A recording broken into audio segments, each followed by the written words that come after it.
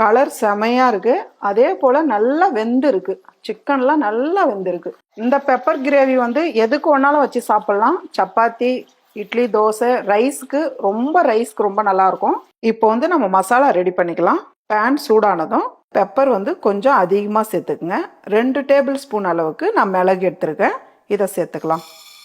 கூடவே 1 டீஸ்பூன் சோம்பு எடுத்துருக்கேன். இதையும் சேர்த்துக்கலாம். 1/2 டீஸ்பூன் ஜீரகம், இதையும் சேர்த்துக்கலாம்.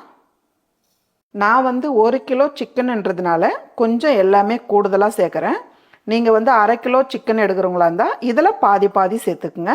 இல்லை 1/2 கிலோ 2 கிலோ எடுக்கிறவங்களா இருந்தால் கொஞ்சம் கூடுதலாக கூட்டிக்குங்க. இது கூடவே 2 பட்டை, 4 கிராம்பு. மிளகு சீரகம் வறக்கும் போதே நமக்கு நல்லா வாசனை வரும். அது ஒரு நல்லா வறுத்து எடுத்துக்குங்க. அதே போல் கருகக்கூடாது. ஒரு 2 நிமிஷம் வறுத்து எடுத்துக்கினா போதும். அதிக நேரம் ஆகாது. மிளகுல வந்து செவந்து வறுத்து தெரியாது. நமக்கு வந்து ஜீரகம் சோம்புல தெரியும். இந்த அளவுக்கு செவந்து வரும்போது கூடவே 5 காஞ்ச மிளகாய் சேர்த்துக்கலாம். அதிக நேரம் காஞ்ச மிளகாய் செவந்து வரக்கூடாது. கொஞ்ச நேரம் செவந்து வந்தால் போதும். அவ்வளோதாம்மா. ஸ்டவ் ஆஃப் பண்ணிவிட்டு கொஞ்ச நேரம் நல்லா ஆற வச்சு இதை நல்லா பவுட்ரு பண்ணி நம்ம எடுத்துக்கலாம். இந்த சிக்கன் கிரேவி செய்கிறதுக்கு நீங்கள் நல்லெண்ணெயிலே செய்யுங்க. ரொம்ப டேஸ்ட்டாக இருக்கும். அதே போல் வாசனை ரொம்ப நல்லாயிருக்கும். நான் வந்து 3 ஸ்பூன் அளவுக்கு நல்லெண்ணெய் சேர்த்துக்கிறேன். எண்ணெய் சூடானதும் நம்ம வந்து ஏற்கனவே பட்டை, கிராம்பு அரைச்சி வச்சுருக்கோம். அதனால் ஒரு குட்டியாக ஒரு பட்டை, ஒரு சின்ன பிரியாணி இலை, ஒரு 150 கிராமுக்கு சின்ன வெங்காயம் எடுத்து தோல் எடுத்து இதை போல் 4 நாளாக கட் பண்ணி வச்சுருக்கேன். இந்த கிரேவிக்கு வந்து சின்ன வெங்காயம் சேர்த்து செஞ்சிங்கன்னா ரொம்ப நல்லாயிருக்கும். சப்போஸ் சின்ன வெங்காயம் இல்லைன்னா நீங்கள் பெரிய வெங்காயம் கூட எடுத்துக்கலாம். இப்போ வந்து வெங்காயம் சேர்த்துக்கலாம். கொஞ்ச நேரம் அப்படியே வதக்கி விட்டுட்டே இருங்க. ஓரளவுக்கு நல்லா வதங்கினாலே போதும். பாருங்க, இந்த அளவுக்கு வெங்காயம் வதங்கி வர டைமில் நம்ம தக்காளி சேர்த்துக்கலாம். தக்காளி வந்து அதிகமாக சேர்க்க வேண்டியதில்லை. ஒரு தக்காளி சேர்த்தாலே போதும். நான் வந்து ஒரு தக்காளி எடுத்து பொடியை நறுக்கி வச்சுருக்கேன். இதை சேர்த்துக்கலாம். கூடவே 1/2 டேபிள் ஸ்பூன் அளவுக்கு இஞ்சி பூண்டு பேஸ்ட்டு சேர்த்துக்கலாம். கருவேப்பிலை தேவையான அளவுக்கு சேர்த்துக்கலாம். சிக்கனுக்கு வந்து கருவேப்பிலை அதிகமாகவே சேர்த்துக்கலாம். ரொம்ப நல்லாயிருக்கும். இப்போ இதெல்லாம் சேர்த்து நல்லா வதக்கி விட்டுருங்கம்மா. இந்த டைமில் நம்ம வறுத்து வச்சுருக்க மசாலா ரெடி பண்ணிக்கலாம். பாருங்கள், நல்லா ஆறிடுச்சு. இப்போ ஒரு மிக்ஸி ஜாரில் நம்ம சேர்த்துக்கலாம். சேர்த்துட்டு இது நல்லா பவுட்ரு பண்ணிக்கோங்க.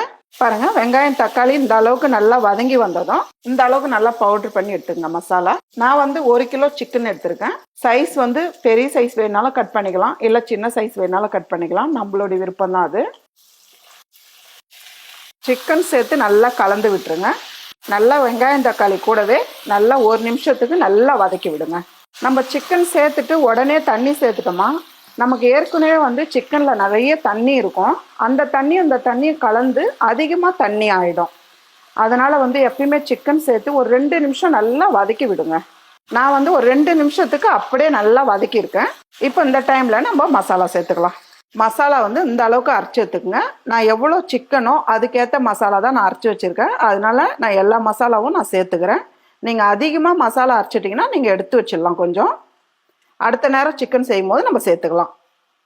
இப்போ இந்த மசாலா சேர்த்துக்கலாம். கொஞ்சமாக மஞ்சத்தூள் சேர்த்துக்கலாம். கூடவே தேவையான அளவு உப்பு சேர்த்துக்கலாம். இதெல்லாம் சேர்த்து நல்லா கலந்து விட்டுருங்க. பாருங்கள், இந்த அளவுக்கு நல்லா கலந்து விட்டுட்டு அதிகம் தண்ணி சேர்க்கக்கூடாது. கொஞ்சமாக தான் தண்ணி சேர்க்கணும். ஏன்னா சிக்கன்லேருந்து தண்ணி வரும் கண்டிப்பாக. நான் வந்து ஒரு 1/4 கப் அளவுக்கு தண்ணி சேர்க்க போகிறேன். தண்ணி சேர்த்துட்டு நல்லா கலந்து விட்டுருங்க.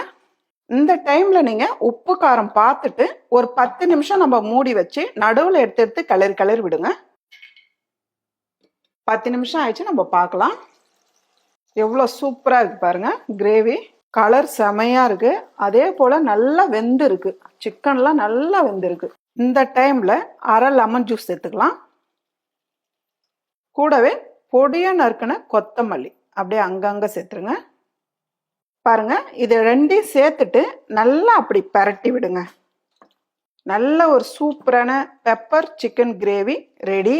நீங்களும் வீட்டில் செஞ்சு பாருங்கள். செஞ்சு பார்த்துட்டு எப்படி வந்திருக்குன்னு எனக்கு கமெண்ட்டில் சொல்லுங்கள்.